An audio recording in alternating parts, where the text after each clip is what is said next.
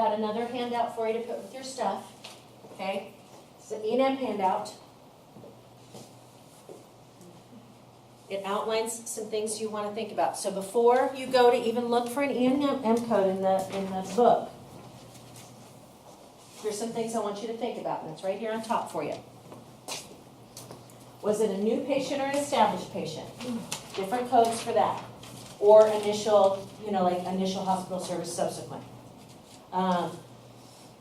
Because there's different codes for that, because it takes more work to deal with a new patient than it does. I come in for my 50th hypertension check in the last 10 years. I'm like, hey, Jen, what's up?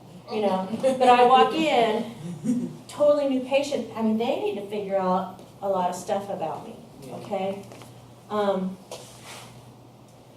On a very high level, an established patient has received professional services from that physician or that group practice in the last 3 years.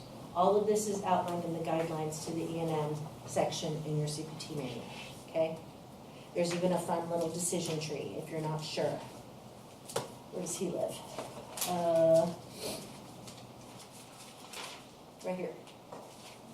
So if this is questions I can ask, if I'm not sure when I'm doing one, if that patient is new or established, received any professional service from that physician or another physician in group of same specialty within the last 3 years? No, new patient. That's pretty easy. Yes, exact same specialty?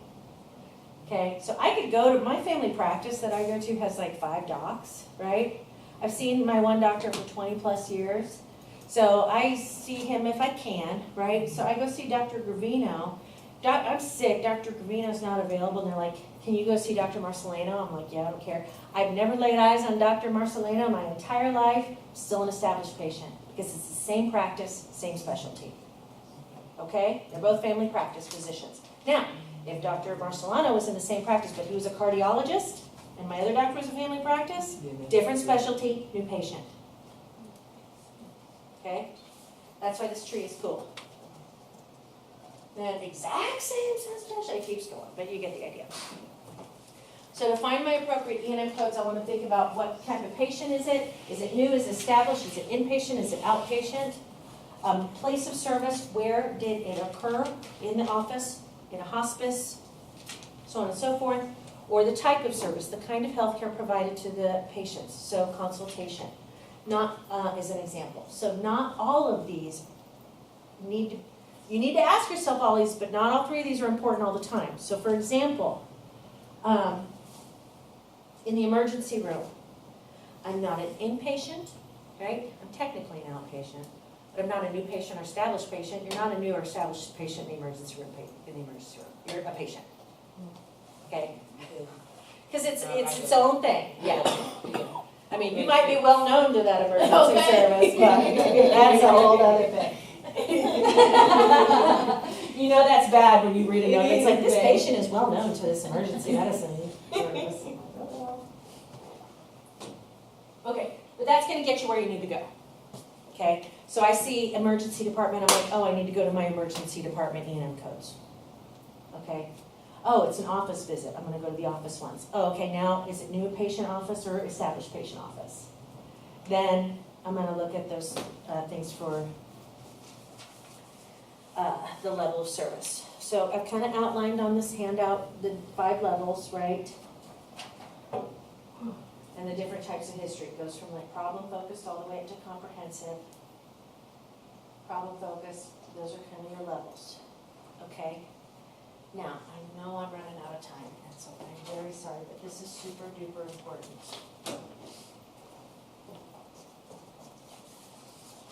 I want you to go to, in those E&M levels, those first set of codes, the office or other outpatient services. It starts with 99201.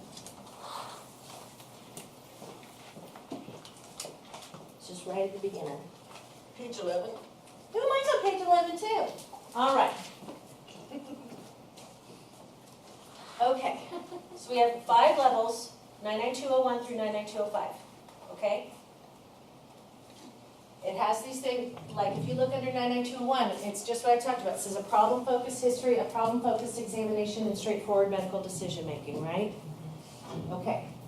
If you look right here, it says office or other outpatient visit for the evaluation and management of a new patient which requires these 3 key components, which means it must be that level, okay?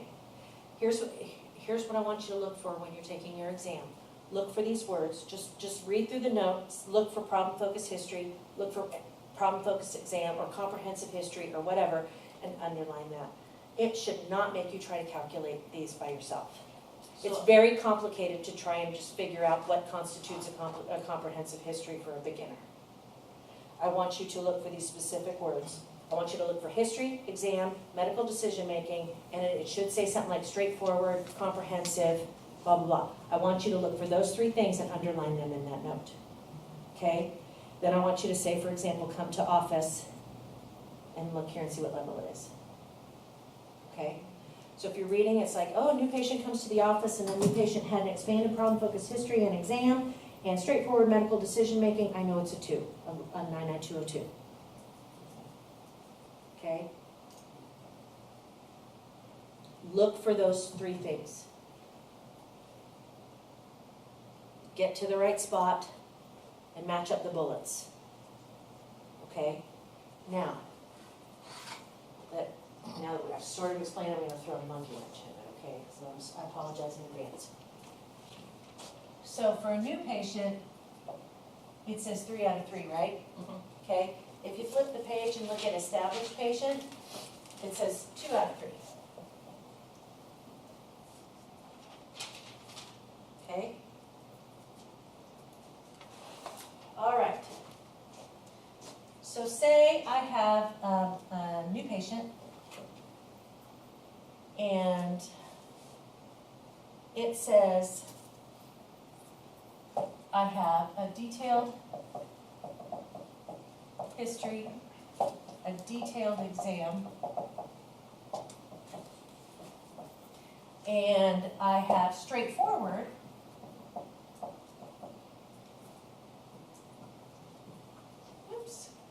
ahead of myself, medical decision making. What is your guess to what code that would be? Detailed history, detailed exam, straightforward medical decision making. It requires 3 out of 3 of those key components. This is a new patient. Ideas.